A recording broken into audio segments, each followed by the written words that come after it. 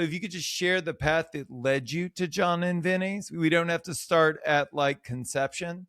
Let's Um, I'm but born and like raised in just New York. No, I'll give you the short path of the hospitality path. How about that? let's go. Let's go. Let's I go. worked at Kraft in Los Angeles and I met a chef there. I worked with a chef there who ultimately introduced me to John and Vinny. And it was right at a moment when I thought about leaving hospitality forever because it had been like a slightly disheartening, toxic experience. And I met them and I was like, oh my God, let's go. Like, I think we could do something. And that was when they just had animal. And so fast forward to John and Vinny's, about 11 years ago, we opened our first store as partners. So I went from being an employee of theirs to us being business partners in what is now John and Vinny's and Helen's Wines. Let's talk about that because I think that one of the critical issues within our industry is that like every owner on the planet goes like nobody gives a fuck. Like everybody wants to treat it, like it's just a gig, and like I want people to see it as a career, but we're not really Mhm. giving them the roadmap, the path, the opportunity to see it that way. What did that look like for you with John and Vinny? I think I saw the opportunity and took it, to be honest. And I'm not discrediting them. I think to their credit, the partnership came to be because I said I was going to leave. I love you guys. You're my brothers. I want more. I want to be creative and I want to own a business. Like they knew this when they hired me. I was very upfront about my goals. So it wasn't like I blindsided them. And they said immediately, without skipping a beat, like, whatever business you're in, we want to be in too. And that's how the conversation about partnering on John and Vinny's came. And look, like that pathway was not like, oh, I'm here and I'm going up even more, which I think optically from the outside, people probably see. I had to take, like, I took a huge pay cut. And like basically all the gains I had made in my career thus far. And I think for me, it was never about the titles, but you do reach a certain amount of making money. You adjust your life to that to gain a percentage ownership of this business that we didn't know what it would be. It was just one restaurant. I had to take a huge financial step back. And that was my Vegas moment, right? That was the dice roll that I just believed in. And they did open the door to that opportunity. They could have been like, you know, we love you, bye. And I would have done something else, you know? And I think pathways to ownership are something that should not be guaranteed. I firmly believe that. And I'm not trying to say like gatekeep, but it gets really complicated. And I don't think every single person has what it takes to become an owner. Pathways to more money and some sort of bonus structure within the restaurant industry is absolutely more sustainable. And I think easier for owners to manage so that they don't confuse people. You know, it's hard for people to understand when they see top line sales, but they don't see the take home. And it's like, well, we had to replace an AC and we had a leak in our roof. And like a lot of people don't want to play on that scale of improbability. Let's talk about ownership really quick before we delve into the meat of the conversation. Because like I wanted to be an owner because I wanted to be rich, right? And like I wanted that owner life. But I guess here's the revelation of the fallacy. At least it was for me. When I wanted to become an owner, um, I didn't really know any owners that were rich, and yet still, this was the thing that I wanted. If you flash back to LA, this is like 2008, 2009, Mhm. 2010. It's and back then it was all nightclubs, right? And what I did know was they were bringing in millions of dollars and keeping none of it, um, right? Which is why you don't see any more in LA. But I bring it up because what did ownership mean to you? Like when you decided you wanted to be an owner, and then how has that perspective evolved? Because like I guess the reason I bring it up is because I think we all want to be an owner, but most of us behave like managers. We don't behave like owners. Yeah. I think I always worked like an owner. You know, I always took it to an 11 when it didn't need to be. And that's just it's how I am. It's the only way I knew how to be. But like becoming an owner for me meant that not only it was like validating all of the work and creative energy and foresight and passion that I had already poured into our company, but was then going to continue to pour into the future of it. But to me, it was like sort of the ultimate test of my humanity, right? Like, I'm taking a risk on myself. Life is for the living. I mean, I got to tell you though, I was in a crazy place when we opened Fairfax, which was the first location for John and Vinny's. Like, I had just literally left my ex-husband. I was living in John's guest house. Like, I was in a mental state of like, let's fucking do this, you know? Ownership since then, you know, it's an evolving dynamic, because if you're lucky to grow, like we have been incredibly lucky, and we do try and grow with intention and at a pace that feels reasonable, you add more people to your team, and you add layers, and you add, you know, SOPs, you add all kinds of shit, you know? But the weight and the frustrations, you have to learn how to manage them. You know, weirdly, it gets harder. I think the desire to like bang your head against the wall is more, because you're like more removed from fixing a problem. Whereas like we're still really hands on, but we're not like running the floor 5 days, 5 nights a week. I The want to, trust, I want to, you have to I want to trust. talk about the Fairfax location in particular. For those of you that don't know or aren't rooted in LA, where they're located on Fairfax is generally where best in class brands go to die. It is So for brutal. sure, like so fucking true though, right? Am I wrong? Tell me I'm wrong. It's on the comeback. I'm I telling mean, you. well, It's no, but on the I comeback. like It you goes guys have like, been there for years. For years, you've been there, I right? mean, And no, you and Cantors are the only two that have survived. diehards. And the dime. Don't discount the Okay, dime. Is yes, and the old dime, school hip and hop art. and the restaurant surplus place on the corner. No, I think they Um, went out of business they actually. they died during the And they died. pandemic. But you know what? I think Supreme left. And I feel like that was a big part of it. Supreme moved, Supreme got the glow up. They went up to Sunset, and like one by one, the streetwear brands. But it's, dude, there's a Van Leeuwen ice cream now. For sure. I just interviewed Ben Van Leeuwen for the show Small Oh, World. cool. Nice. Um, the the reason I bring it up is because like this is a brand that has been around so long that it has had to weather the ebbs and the flows of that street being a hot spot and then desolate, right? Because you can control a lot of things about your business, but you can't really control the neighborhood or the community. How have you guys managed to survive and thrive despite um, all of the, I mean, we could get into the global pandemic, which we won't, but like so many ebbs and flows over the years, you know? Man, the last 6, 7 years of LA in general feels like just a sucker punch. But for Fairfax specifically, oh, we've had some lows. You know, we've had lower moments, we've had higher moments, you know, because we can look at the trajectory of our sales over 11 years. You know what? We've been very aware that it's our flagship store. And I think that a lot of it came down to like, who's running the store? Who are the people there? What's the energy of the store? Okay, you know what? We're seeing sales trickling off here. That means we need to focus on it. I think you have to adjust your controllables. I mean, this sounds so business obvious, but you adjust your controllables when your sales aren't as much there, and then you build it back up as the sales increase. And we don't take anything for granted, but Fairfax about 3 years ago became a refocus for us for several reasons. And they were a little bit struggling, but they just weren't performing as they should, as this neighborhood beacon that, like, even if you don't want to come to Fairfax, this is an institution for that part of LA.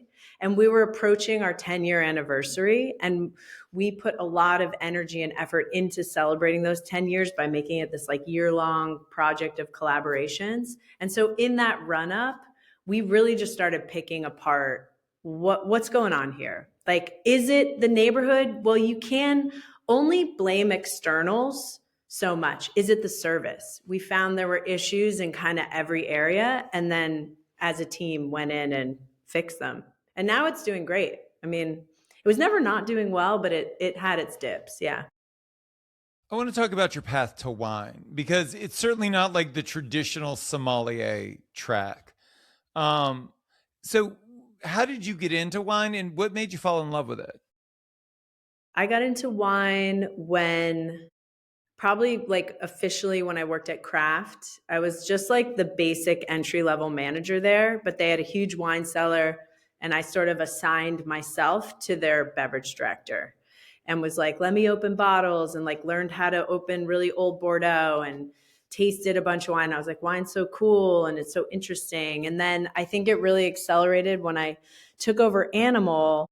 One of their questions was like, do you know how to run a wine program? The GM buys the wine. And I just lied. I was like, yeah, I do. And I didn't know anyone. I didn't have anybody's emails.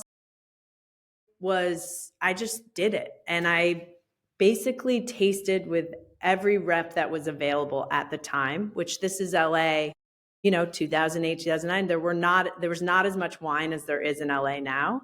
And I sort of down selected the books that had the best wine. And it just happened to be wine that was like some of the best producers who are farming correctly. That was what my palate gravitated towards. And I just taught myself from there and read and tasted and traveled. And it is non-traditional. I did try the Court of Master Sommeliers before that, and it just really wasn't for me. It was a bad culture fit. I didn't like that you had restrictions on what you had to wear. I didn't like the testing. I didn't like flashcards. I was like, this shit is like gonna make me crazy. And the narrative at the time was like, if you want to work in wine, you need to become a master For sommelier. sure. You want to make money. If you want to make money, and I think in my heart I was like, well, I guess I'll find another way. And that's sort of what I did. I did it my way, like Frank Sinatra did. But it's, I think that the issue that you're speaking of is kind of foundationally built into the cake. Yeah. Wine is built to be inaccessible. It's built to feel snooty and you're not good enough for this. And it's built for people that want to spend. But I feel like your approach to wine is completely different. Can you Yeah. talk to me about like what you learned, right? As soon as you began to build a program, what was your approach to that? Well, first was like, you got to think about the food. Some Psalms come in and they're like, it's all about me and like what I think, and let me buy this wine so I scratch someone else's back. Like, I've never played that game. I've never said, take me to lunch. I don't do that kind of, you scratch my back, I scratch yours. And maybe that's like, I'm not the classic trope of what someone in this position, I'm not talking shit. Hey, go get all the free meals you want, like all good. I just didn't want anyone to be trading on a currency that I didn't control. So building the program was rooted in the food. And, for Animal, everyone thought like, oh, it's a steakhouse. And I was like, actually, like Burgundy and Albarino and all these, places and old world, style wines and grapes that people had never heard of, like Chenin Blanc. I was like, this is what goes the best with our food. And it was like not accepted. I'm just going to say it that way. People were like, what is this organic wine? What are you doing? Like, give me a cab from Napa. And it was something that was challenging at times, but I just built the program and I built what I saw as this like beautiful arc. I just saw it as a piece of art that could go along with the food, and they were always constantly in conversation. But I think for me, it was like, what does it mean to be the best producer? Not how much money, but like, what's the practices that layer in the foundations of what does it mean to be, why is La Romani Conti the best? Let's take it there. We didn't have that on the list, but like, why? And so understanding terroir and understanding all the aspects and deliverables of a winemaker were like key foundational blocks to then creating programs that I felt had so much integrity and would like make people feel amazing. This like euphoric intoxication. But I think as far as what I felt very early on, and even in those early years of being a buyer and running a business, was, a lot of judgment, a lot of like being the only woman in the room, and a lot of people who maybe were doubting my approach, but I never doubted it. So I think that's the most important thing. And then I immediately realized that I would always open this door to anybody who wanted to learn about wine. So that's Helen's foundationally, every person we hire is like, I don't care what degrees you have. I just need you to know some basics. Can you tell me what grape Sancerre is made from? Tell me some basics. I'll layer in the rest. But that sort of anti-gatekeeping, I think, helped spawn our community of customers, because that pink sticker on the back of every bottle, it's not just about like the brand Helen's. It's like, I approve it. That's a seal of it's going to hit these factors, and you should be happy. I mean, people tell me they go to house parties, they look at the wine, they look for my sticker, they drink that wine. And I'm like, great. That's awesome. A program isn't a menu. It's not a list of wines. It's a sales strategy. It's so much more than just that. Honestly, I think you could sell ice to Eskimos, but you're not in the fucking room, No. And so No. talk to me about the program, right? How are Yeah. you training part-timers to be able to sell on your behalf? And not just with the knowledge, right? Because that's a small part of it, but like with the enthusiasm. Yeah. It's really going to get people excited about what they're about to experience. Honestly, I still think we could do it better. It's constantly something we Sure. talk. I don't think we've figured out the best way to inspire our team or sell more or engage the customer, right? But there are some foundational cultural things about being a team member at Helen's that haven't really changed in 11 years. One is like, don't be a weirdo. Like, just don't be weird with the customers. And price should never be a factor, right? So like, if you're starting with a customer interaction from that perspective, you're talking human to human, you're not trying to sell them anything, and you want to match their price point initially, because my least favorite thing is trying to get upselled like right off the bat. So we do no upselling. It's like, you tell me, what did you come in here wanting to get? And then it's about engaging in the conversation and pulling out options. So it's not like, you know what, for you, it's just this one wine and like, get the fuck out of here. It's kind of like, hey, here's 6 that are great. And like, here's why. And here's something you didn't even ask for, but I'm super into it. We build that culture, I think, because it's in a dynamic space where you're a shop and a restaurant. It's the same business. So there's really, the employee is multitasking constantly throughout the shift. So they're selling retail, then they're out on the floor, they're pouring bottles. So they're working in a space that demands them to kind of be busy, be on their toes, and be respective of their own time. So we also leave people alone. Hey, I'll be right back. Hold their hand. It really depends what people want. But because it's in a restaurant, we open bottles of wine pretty much every day. So they open a wine they've never had before. There's a price threshold, obviously, because we need to break even on pouring that for guests. So we don't overcharge. It's just like pour to make our costs back. But this encourages education and hopefully gets the service team. See, the bigger goal now has been, let's not isolate the SOM team. We need to infuse more of this into our managers and our service team. And in the last 2 years, we've really been able to do that, but we're not done. I have way more I want to infuse, which is exciting. But the program is evolving, and that's the honest truth. We're going to be opening our 6th store in Los Angeles County, basically, well, in Calabasas, which I guess is Ventura County.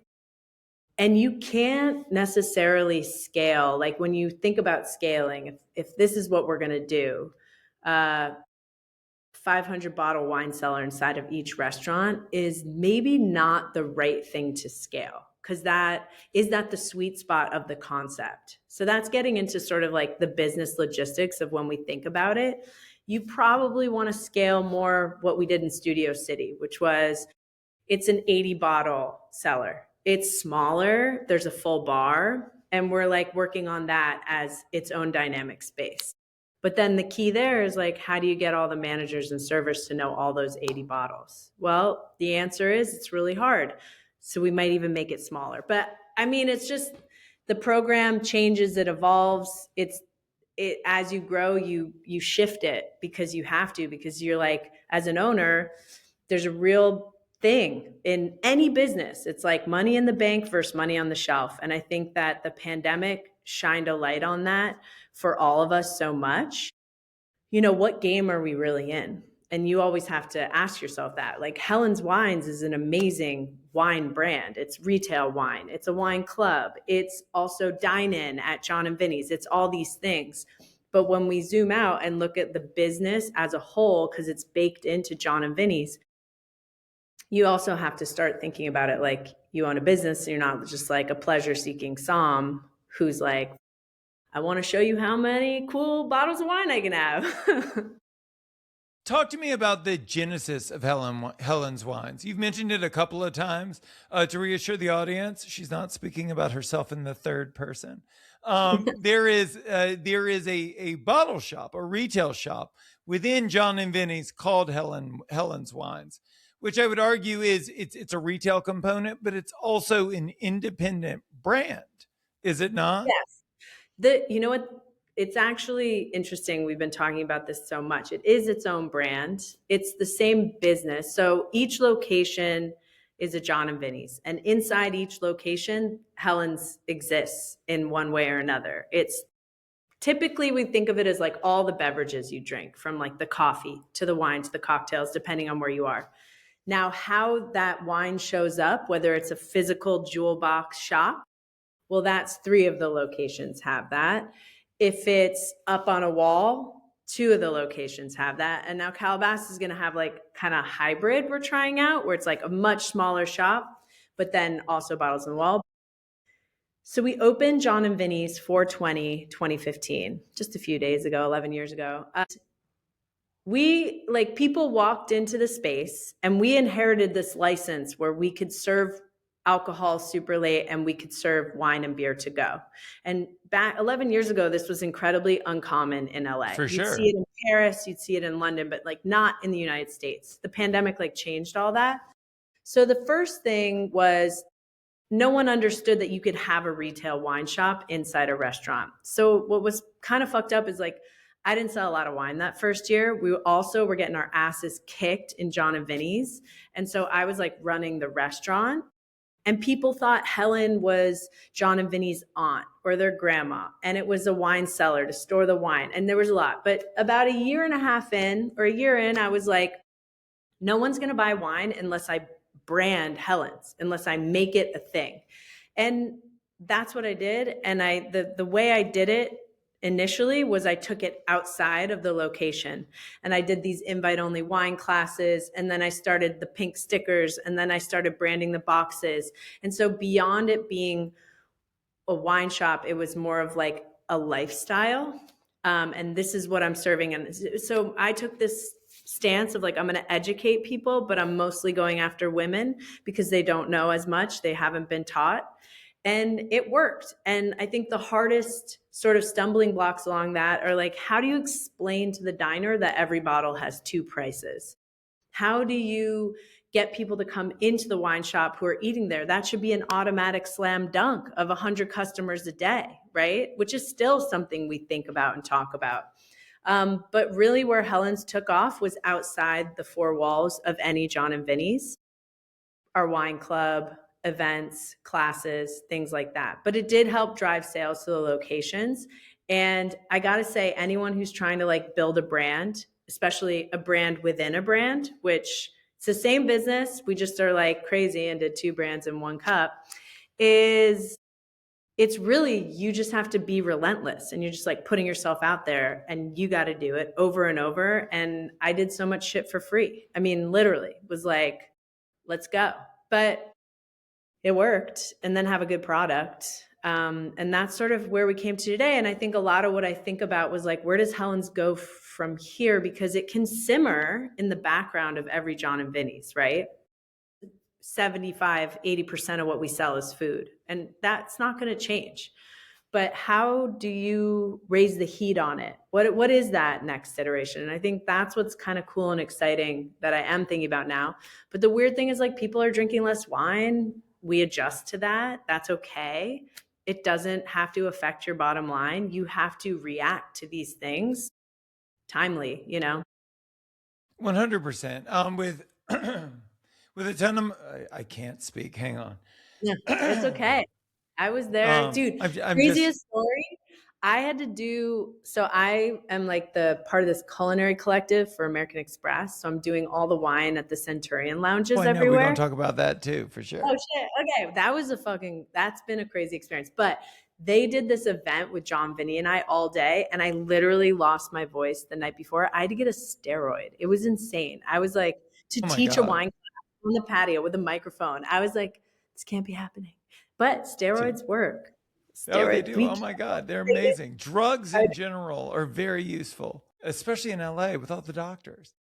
They're all just so willing. Here's what I want to talk about. I want to talk about how foundationally Helen's Wines has changed John and Vinny's. And the reason I bring it up is because when we say that like this industry hasn't changed in 2000 years, I don't say it in a complimentary way, right? Mm, The strategy is you open up and people come in and they give you money and hopefully they come back and they tell other people and all of this. And if it's not butts and seats, you're screwed. yeah. And what I see is I see that the retail component and the subscription component, like it gives people reasons to engage with you. It gives Hmm. people reasons to come back, and it solidifies your brand because Lord knows, like you're able to look at your P&L and you can tell when it drizzled in LA. You know Oh, what I yeah. mean? Oh, And yeah. so you can't your business cannot be dependent on the weather, you know. No. And so it seems like the retail component, the subscription component, like these things give you that security, that monthly recurring revenue that you need to just make sure you can pay your bills even when it storms. Yeah, I mean, look, I think the most extreme example of that would be like when we had to, like, COVID hit and they were like, you got to close your stores down. And like, we were pretty much set up to ship wine. We had the license. So that business ballooned. It's a separate company. It has its own license, but like that's tied to the website, like all those online sales. And we were just already so lockstep with retail that it did make us a diversified business for an extreme drizzle. I will say that we opened John and Vinny's with a lot of intention. Everything you see in that space was thought about, chosen. How is it going to look in person? What does it photograph like? There was a lot that went into it, but we also did takeout from day one. We always did takeout. Like, it's an Italian American restaurant. You got to do takeout. And I think it's not just the subscriptions and the things that has layered in, the gift boxes and all that. I think it's the entire, sort of holistic thing that we built helps us sustain and weather whatever storm there might be. Thank goodness I just knocked on a wood table because, I don't it's funny, my brother-in-law went to our Studio City location the other weekend and he like came over the next day to our house and he's looking at me and he's like, it's just like hard to believe how much you guys have grown. He's like, some people, they open a restaurant and they wait weeks before someone comes in and sits down. He's like, and this place, it was 5 p.m. It was packed, and I'm like, oh, we're super lucky. I didn't wax poetic with him about all the whys that have gotten us there, but it all like literally comes back to hard work and like our team and like all the intention and also the luck. Like, we just created something that felt like an expression of ourselves. That's luck, right? That people want to feel what we want to give. So I think there's so much strategy and then so much about like right time, right place, right Sure. everything, And then how do you maintain that? Like, consistency is a huge thing that we talk about, not just in like the spicy fusilli, but in the service and even how our managers send their closing report. It should always all be the same. That's a hard narrative to drive to a broader team when you have so many personalities and ways that people learn and process. I think that right now is probably our hardest challenge. How do you get people to perform at the communicated standard? And the answer is you really have to just keep reminding them and constantly train. I mean, it sounds insane, but that's what you got to do. That's the only option in the restaurant industry, it seems. 100%. You mentioned consistency, longevity, all of these things, um, which I really think comes back to frequency. And for me, I don't think that people have a loyalty problem. I think they have a memory problem. I think like Mm. cool shit opens in LA every single day. And because cool shit closes in LA every single day, people want to get out there before it closes.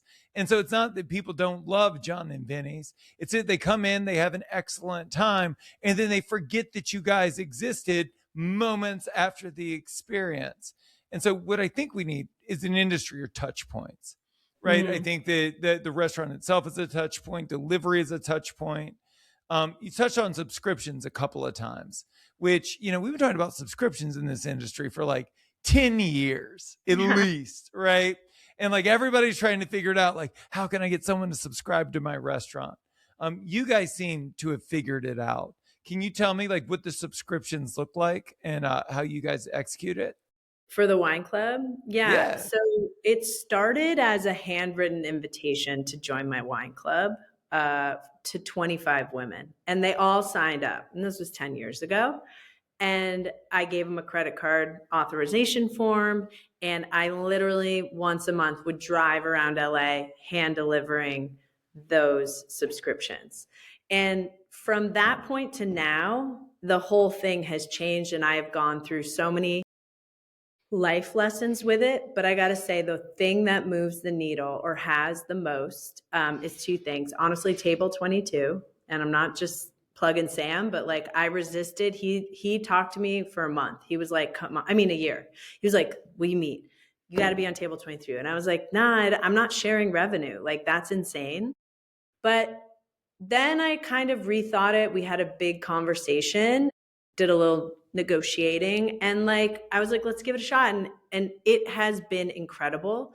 It is also opening up a pathway for me to grow the club even more, to people who don't know what Helen's is, which is the ultimate goal, right? That's what I'm focusing on and working on with them and independently. But I think the thing that has helped add subscribers and then sustain them is people press. And we didn't ask for it. And like that's just good fortune. But Bon Appetit and the New York Times, and like the New York Times did the wire cutter thing. And it was like came out of the blue. They wanted free product. And I said yes, like absolutely. And I think sometimes you have to take that risk and spend the money if it comes to you. I mean, you can also solicit, but that has helped a lot. But the biggest thing beyond that, I would say, is the time and attention that I give it for what's actually getting sent to people. And I'll only say that because after I had my first son, I had someone else do the club, and I feel like I'm cheating telling people this, but I had them pick the wine. I wrote the descriptions, but I was like 6 months, not really around as much. And we took a fucking nosedive. Like it was bad. And I was like, this is not good. Like I had to claw my way out of it. And I did. And I think Table 22 allows me to see what people like, why are they joining? And the word of mouth aspect is huge, but the quality, if you're going to do a subscription, you don't want bullshit in the mail. Let's just be real. You want something that's dope. You don't want something that you're going to go on Wine Searcher and find out with $7. Like I would be so mad. So a lot of times people will go on and see like, oh my God, this is such a great deal. I think that's how we've gained and added and sustained our membership. But I feel like in so many ways, we're only just getting started, even though the club has been around for 10 years. Isn't that the headline though? Like it's, people are going to hear that you got press and they're going to wonder how to get press. People ask me all the time, how do I get press? You have to be press worthy, right? You have to do things with high intention. You have to do things that are exceptional. You have to do things that are going to stand out. And I think that the way you get there, and I just want you to validate me on this, I know. is right. Like, tell me you agree with me. Is that like it doesn't come from saying this is what I think other people will think is cool. Like it's Yeah, always an extension of self. a publicist for something like this, like we don't have a publicist. Like you can't pay someone to get the interest. Like if someone is set with the course of like what are the best wine clubs in the country, well, you know, if you're lucky enough to have someone ask if it's yours and they want to try it and see, then like you're doing something right, you know? I'm sure there's 100 other amazing wine clubs, but it's a grind, you know? And it is like I think you have to have this marathon stamina of like, just when I finish last month's club, I'm working on next month. Because it's like, you can't just pick the wines without tasting them. That is a foundational pillar of Helen's is we don't blind buy ever, unless it's like really nice Burgundy or, you know, unless it's like, yo, are you going to buy this or you're not going to buy it? But I think it's fatiguing, and like even I have those months where I'm like, oh shit, dude, I gotta write the descriptions, like, but I make the time, and it's hard to do that, especially if you're doing other things or you're busy or like maybe you're a smaller business and you got to be on the floor, you're running the shop, like it's hard. It's really, really hard. And I think people can get disheartened. You know, I have not been upset or angry about people drinking less. Like the number of people I know microdosing Manjaro is like, well, there you go. That would explain it. Like, and I'm in my 40s, and like a lot of my mom friends are in their 40s, and a lot of them are doing it or have done it. And like, hey, you know what? The weight they lost made them so happy and it made their lives better. So I can't hate on something I could relate to. But I also think that the pendulum swings so crazily in this life. Like people not drinking is not a forever thing. People not engaging in wine, because all it takes is the next current of a generation to discover wine and then put it on the map. And it's like, I'm a tastemaker and I'll be right there for them because I've been giving them pancakes since they were 5. I love it. The last thing I want to talk about is your evolution. Um, you have gone from being a purveyor, right, which is what I think most restaurants are, to an arbiter of taste. And I think Mm. one of the things that like beautifully illustrates that is the fact, and this is insane to say out loud. I hope it feels that way. That you select the wines for every Amex Centurion lounge in the country. Yeah, I know. It does Talk, actually feel crazy. It I feels, mean, that's wild. I think I'm Not in that not denial. that it's you, but that it's like one person, right? That like there is a human that decides this, and it's like and you're like it's me, like Well, you I'm that know, it person. it was a human prior to me for 17 years. He's a guy out of New York.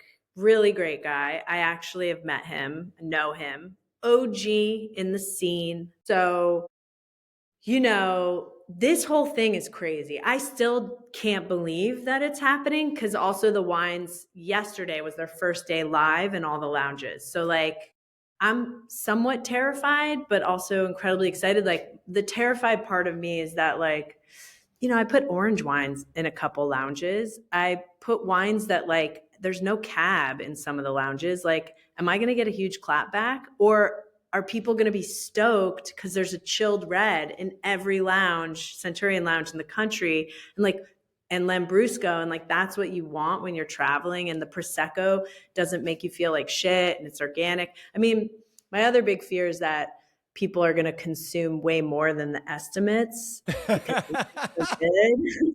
You know, that's my fears because I approach this like I approach pretty much everything. And I think it really is a test case of how I've done everything in my life. I did way more work than what they asked me to do because there's no other way I could have done it to have it make sense. You know, I guess previously the way the programs ran was there was like you know, each lounge has 14 different wines. And 10 of those, let's say, were core wines that were the same across the entire country, supplied by one mega distributor who could keep that inventory in stock, right? Just to give you an idea of scale, that is fucking massive. And then there would be 4 wines that were seasonal every, quarter. This, my brain couldn't accept. Like, I didn't even know that was a possibility. I didn't really ask how it was done before. I said, I'm going to curate different wines for every lounge. So that's over 200 different wines that have to meet a certain amount of stock in many different marketplaces. And it was insane. And then on top of that, they said, we need you to make like videos for the staff, training videos. Instead of just like a 5-minute phone it in, I made a video about each wine, TikTok style. And I was like, I'm getting through to you. We're gonna not sell these wines, but I want it to be. And it was insane. And I think I'm proud of myself. I'm terrified. I'm very nervous about the feedback. We did go live at one lounge first in Las Vegas. They opened this new concept called Sidecar, which is sort of like a bespoke speakeasy. You order off a QR code. It's great, like a la menu food. And I knew the day they were tasting the wines and I didn't hear anything, but then like everyone loved them. So I was like, so it's cool. We're going to be doing the international soon too. So I'm excited. I'm nervous. Honestly, like I can tell you how I even got to pitch for it. And I think it comes back to having the right people in your life. And that would be John and Vinny. They, in a roundabout way, put me in the position to be invited to do an RFP, which if anyone hasn't done an RFP, it's a crazy process when you basically are submitting a presentation to a huge corporation to land a contract like this. And that was also slightly terrifying. But, I knew that they might not have directly thought of this, but I know that they had pushed my name forward and like, you're missing if you don't work with her in some of these bigger corporate settings. So they know it and I know it and we've talked about it. And I'm so grateful that, the people I'm in business with believe in me the most, which feels great, Yeah.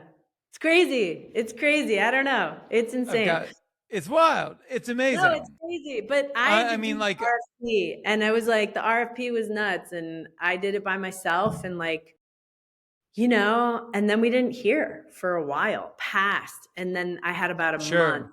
I had about a month to put these selections together, but it was cool. It all worked out. It's like when the Michelin guide reaches out and you get an email from like Michelin and you're like, this is spam. There's no way this is real. And they're like, send us all this shit. And so you send them all that shit. And then like you hear nothing. You hear absolutely nothing for like 6 months. And you're like, why did I send them the last 4 digits of my social security number? This is some spammer somewhere. And then you find out and it's very exciting. It's Um, totally that. Honestly, as someone who like, and I don't say this with a chip on my shoulder, it's just facts. It's like I've never been considered for a James Beard Award or anything like that. So as someone who's been in hospitality so long, I don't play that game. I know it's a game. So that's a game that we don't really play. But to have this kind of recognition, it does feel amazing on a certain level of like, no, I do know what I'm doing. I can do this.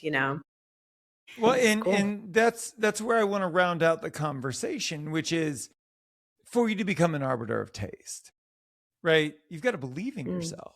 And you've got to believe in yourself in an industry where like there's just so much direct feedback, Helen, right? Like everybody's looking to shit on your day. It's a thing where when you do things and people like it, they say nothing. And when they don't, everyone says what they think to your face. And so, like, confidence and maintaining that confidence because you are putting yourself out there is an arbiter of taste. You're putting your name on the wines that you select.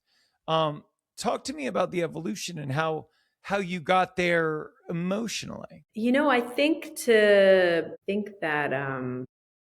I think having, I think it sounds so cheesy, but like having kids, I have two.